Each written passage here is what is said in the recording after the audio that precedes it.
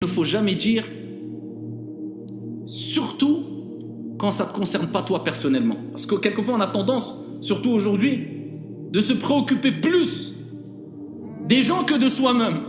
Alors des gens se permettent, au nom de je ne sais quoi, de dire bah celui-là a raté. Tu as vu, je t'avais dit. Celui-là il réussira jamais. Et le terme réussite, c'est un mot lourd. Pourquoi c'est un mot lourd?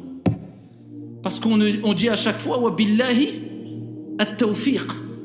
At-tawfiq min Allah jalla wa ala. At-tawfiq, le succès, la réussite, elle vient de qui? Elle vient d'Allah tabaraka wa ta'ala.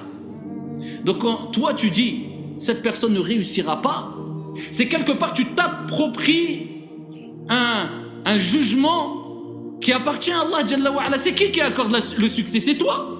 Tu connais Al-Ghaib, toi? Tu connais le futur? Quand on parle de Al-Ghaib, c'est le monde invisible, mais ici ce qui est visé particulièrement, c'est quoi? C'est Al-Mustaqbal, c'est le futur. Tu connais le futur? Non. Pourquoi tu dis il ne réussira jamais? Tu as utilisé le terme réussite.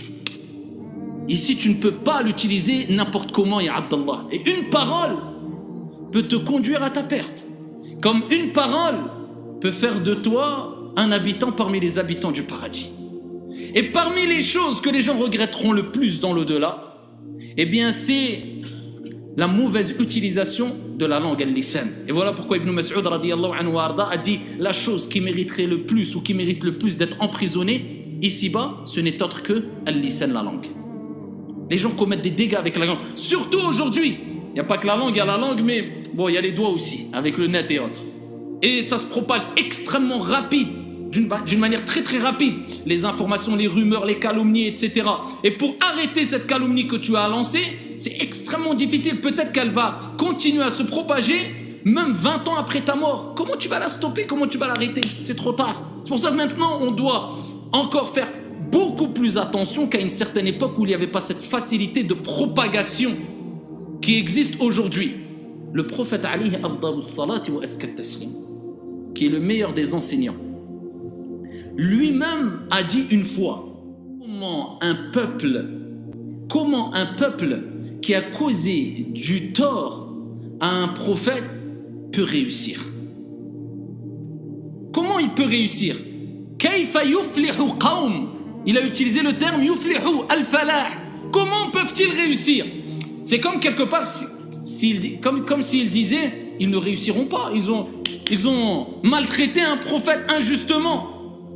Avec cela, Allah Jalla wa Ala a révélé, comme il est relaté dans Sahih Muslim, le verset coranique où il dit subhanahu wa ta'ala Laysa laka min al-amri shay'un. Tu n'as aucune part dans l'ordre divin.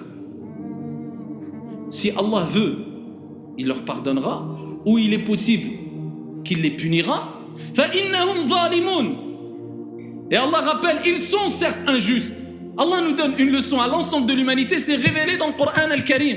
Ils sont certes injustes. Mais de là à prendre position pour déduire une chose sans révélation, non. Ça c'est ici un rappel à l'ordre quelque part qui a été envoyé par Allah Jalla wa Ala.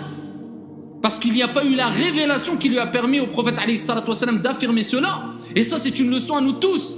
Attention de prétendre qu'un tel est voué à je ne sais quoi ou à je ne sais où sans que tu aies une preuve concrète et claire qui te permet d'affirmer cela.